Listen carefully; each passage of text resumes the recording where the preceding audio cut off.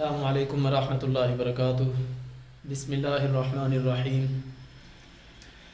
موت کے بعد کام آنے والی 3 چیزیں موت سے پہلے ان کو اپنانا چاہیے۔ یہ 3 چیزیں آپ کے سامنے رکھوں گا۔ سنن ابن ماجہ کی یہ روایت ہے۔ یہ روایت آپ کے سامنے رکھنے سے پہلے گزارش یہ ہے کہ آپ ہماری ویڈیو کو لائک اور شیئر ضرور کیجیے گا۔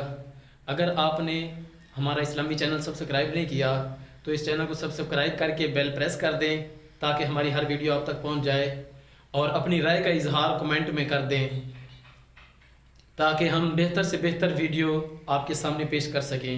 اگر آپ نے کوئی سوال کرنا ہو، کوئی مسئلہ وغیرہ پوچھنا ہو تو بھی آپ سوال میں پوچھ سکتے ہیں۔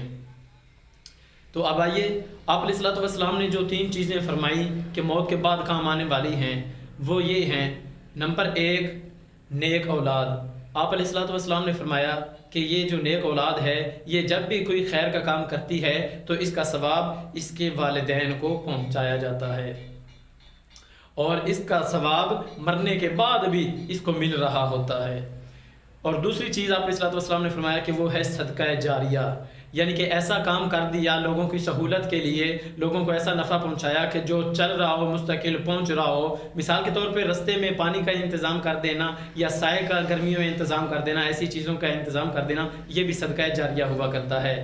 اور اسی طرح آپ علیہ الصلوۃ والسلام نے تیسری چیز فرمائی، وہ ہے علم، اور ایسا علم کہ جس علم کے سیکھنے کے بعد اس علم کے اوپر لوگ عمل کر رہے ہوں۔ مثال کے طور پہ ایک حدیث آپ نے کہیں سے سیکھی ہے، آپ نے ایک طرف سے سیکھ کے دوسری طرف لوگوں کو سکھلا دی ہے، اور اب وہ حدیث پہ عمل کر رہے ہیں، تو وہ تو حدیث پہ عمل کر رہے ہیں، اس کے ثواب میں سے آپ کو ثواب ملتا رہے گا۔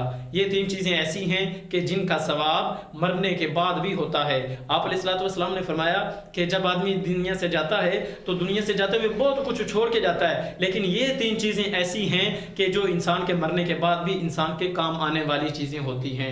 دعا ہے کہ اللہ پاک ہمیں یہی 3 چیزیں سیکھنے کی، سمجھنے کی، پھیلانے کی، عمل کرنے کی توفیق عطا فرمائے۔ آمین۔ السلام علیکم ورحمۃ اللہ۔